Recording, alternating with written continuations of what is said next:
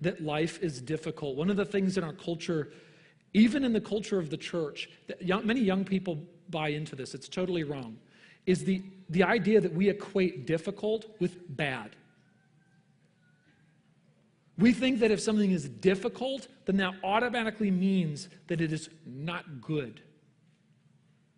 And so then what we have is a misconception that will creep in. And what we'll think is this, that people who live wisely and discipline themselves and do whatever it is that's wise, they do that because it's easy for them to do that.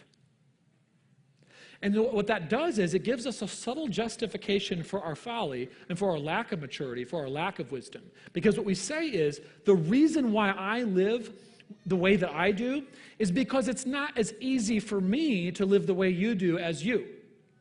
Right? We assume that the reason that another person makes good choices is because it's easy for them to make good choices. And when we assume that, it actually justifies our bad choices. Because we can then think of ourselves as, I am uniquely disadvantaged. I am uniquely unable to choose the wise path. And that person chooses the wise path because it's easy.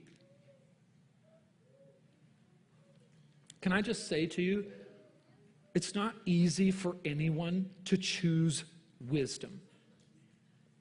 It's not easy for anyone to choose to do what is right and good and healthy and helpful rather than what is easy and convenient and comfortable.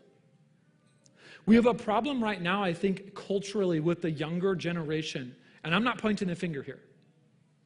But oftentimes I hear this sort of assumption, like young people are afraid often to even try things.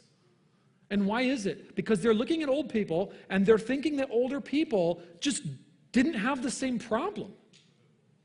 Like that it wasn't hard for them.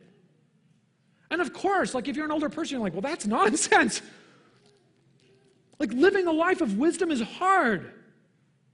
It's hard for me. I assume that it's roughly equivalently hard for you. Right? It's not easy for anyone to get up early and read your Bible and pray and pay attention. It's not easy to discipline your eyes and your mind and your technology to avoid temptation, to remain faithful to your spouse, to live with purity and integrity. It's not easy to refrain from ordering the sugary drink from the coffee shop.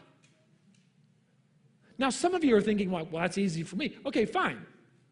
But across the board, the reality is that anyone who wants to live with wisdom instead of folly is going to encounter things where it's like, ugh, I don't want to do that, even though I know it's good and right and wise. And it's an absolute foolish assumption to make that the only reason other people live with wisdom is because it's easy for